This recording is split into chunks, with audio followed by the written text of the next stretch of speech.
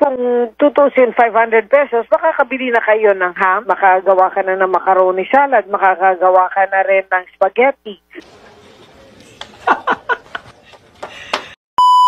500 pesos budget for Noche Buena.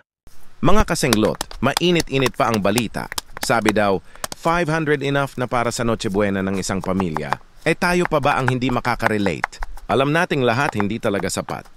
Pero syempre, hindi rin tayo papayag na mawalan ng handa. Kaya ngayon, gagawa tayo ng realistic 500 pesos Noche Buena.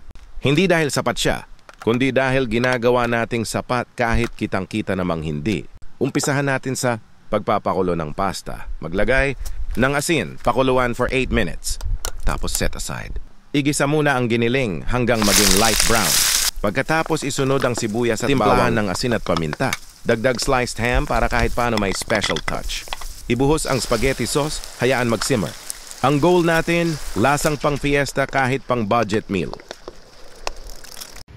Ilagay ang sauce sa pasta tapos budburan ng cheese sa ibabaw. Hindi man bongga pero at least masarap. Ang challenge na ito ay hindi lamang tungkol sa halaga, kundi tungkol sa pagiging malikhain at pagpapakita ng pagmamahal sa pamilya. Bagaman nauunawaan ko rin na para sa marami, lalo na sa katunayan mahal na ang mga bilihin ngayon. Pero sana'y naging inspirasyon ito sa inyo na makagawa ng sarili ninyong Noche Buena na abot kaya, pero puno pa rin ng pagmamahal. Maraming salamat sa inyong panonood. Maligayang Pasko, kasenglot!